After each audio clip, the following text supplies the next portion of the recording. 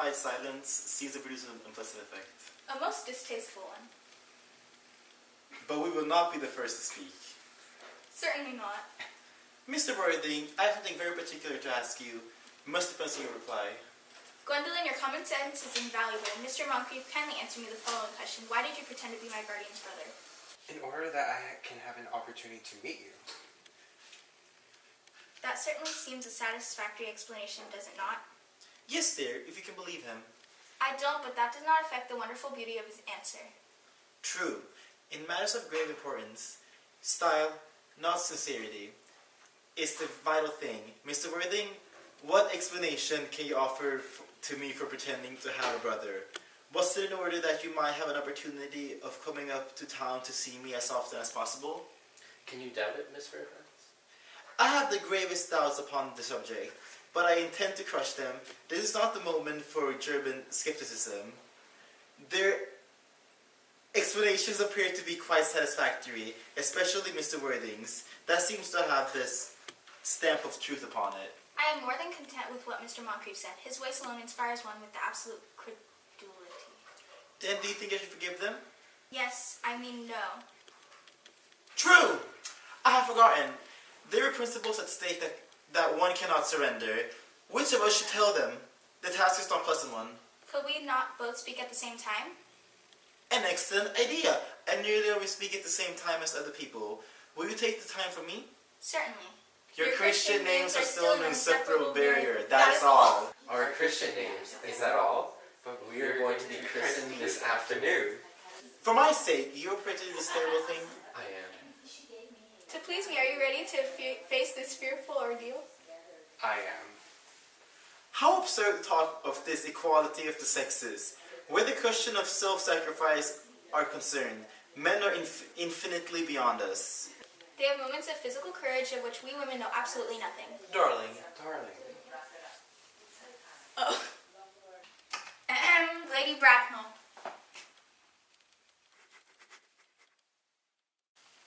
Good heavens. Gwendolyn, what does this mean? Merely that I am engaged to be married to Mr. Worthing, Mama. Come here. Sit down. Sit down immediately. Hesitation of any kind is a sign of mental decay in the young, of physical weakness in the old. Apprised, sir, of my daughter's head of flight by her trusty maid, whose confidence I purchased by means of a small coin. I followed her at once by a luggage train. Her now a father is, I am glad to say, under the impression that she is intending a more than usual lengthy lecture at the University of Extension scheme on the influence of a permanent income on thought. I do not propose to undeceive him. Indeed, I have never undeceived him of any question. I would consider it wrong, but of course, you will clearly understand that all communication between yourself and my daughter must cease immediately from this point. On this point, as indeed on all points, I am firm. I am engaged to be married to Gwendolyn.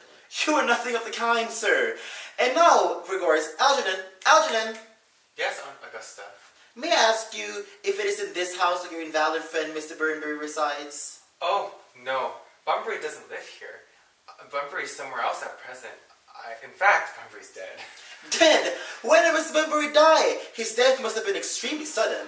Oh, I killed Bunbury this afternoon. I mean, Bunbury died this afternoon. What did he die of? Oh, Bunbury? Oh, he was quite exploded. Exploded? Was he a victim of a revolutionary outrage? I was not aware that Mr. Bunbury was interested in social legislation. If so, he is well punished for his morbidity. My dear Aunt Augusta, I mean, he was found out. The doctors found out that Bunbury could not live. And that's what I mean, so Bunbury died. He seems to have a great confidence in the opinion of his physicians. I am glad, however, that he made up his mind at last to some definite course of action and acted under the proper medical advice. And now that we have finally got rid of this Mr. Bunbury, may I ask, Mr. Worthing, who is that young person whose hand my nephew Algernon is now holding in what seems to be in a particularly unnecessary manner? That lady is Miss Cicely Carter, my ward. I am engaged to be married to Cicely, Aunt Augusta. I beg your pardon? Mr. Moncrief and I are engaged to be married, Lady Bracknell. I do not know whether there is anything particularly exciting in the air of this particular part of Hertfordshire, but the number of engagements that go on seems to be considerably above the proper average of the statistics that I've laid down for our guidance. I think some preliminary inquiry on my part would not be out of place. Mr. Worthing, is Miss Cardew at all connection with any of the larger railway stations in London? I merely desire information. Until yesterday, I had no idea that there were any families or persons whose origin was terminus. Miss Cardew is the granddaughter of the late Mr. Thompson Cardew of 149, Belgrave Square, SW, Gervas Park, Dorking, Surrey, and the Sauron, Fifeshire, NB. That sounds not unsatisfactory. 3 addresses always inspire confidence, even in tradesmen. But what proof have I of their authenticity? That sounds not unsatisfactory. 3 addresses always inspire confidence, even in tradesmen. But what proof do I have of their authenticity? I have carefully preserved the court guides of the period. They are open to your inspection, Lady Bracknell. I have no strange errors in the application. Miss Carter's family solicitors are Messrs. Markby, and Markby. Markby, and Markby, a firm of the very highest position of their profession. Indeed, I am told that one of the Mr. Markbys is occasionally to be seen at dinner parties. So far, am I satisfied? How extremely kind of you, Lady Bracknell. I have also in my possession, you would be pleased to hear, certificates of Miss Cardew's birth, baptism, whooping cough, registration, vaccinations, confirmation, and measles, both the German and the English variety. Ah, a life crowded with incidents. I see. Though perhaps somewhat too exciting for a young girl, I am not myself in favor of premature experiences. Gwendolen, the time approaches for our departure. We have not a moment to lose. A matter of form, Mr. Worthing. I had better to ask if Miss Cardew has any little fortune? Oh, about £130,000 in the funds. That is all. Goodbye, Lady Bracknell. So pleased to have seen you. A moment, Mr. Worthing. £130,000. And in the funds? Mr. Cardew seems to have a most attractive young lady. Now that I look at her, few girls of the present day have any really solid qualities. Any of the qualities that last and improve with time. We live, I regret, in an age of services. Come here, dear. This dress is sadly plain and simple. Your hair seems to be how nature left it. But we can soon, after all that, a thoroughly experienced French maid produces a really marvelous result in a very brief space of time. I remember recommending one to young Lady Lansing, and after 3 months her husband did not know her. And after 6 months, nobody knew her. Kindly turn around, sweet child. No, the side view is what I want. Yes, quite as I expected. There are distinct social possibilities in your profile. The 2 weak points in our age are its what wants principle and its want of profile. The chin a little higher, dear. Style largely depends on the way the chin is worn. They are worn very high, just as present, Algernon. Yes, Aunt Augusta. There are distinct social possibilities in Miss Cardew's profile. Cicely is the sweetest, dearest, prettiest girl in the whole world, and I don't care 2 pence about social possibilities. Never speak disrespectfully of society, Algernon. Only people who can't get into that.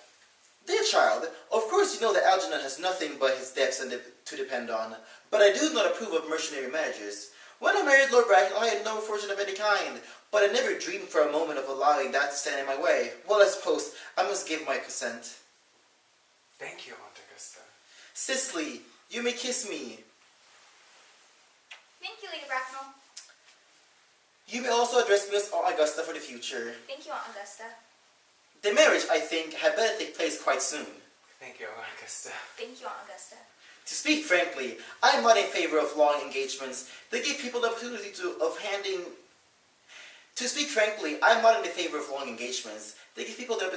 finding out each other's character before marriage, which I think is never advisable.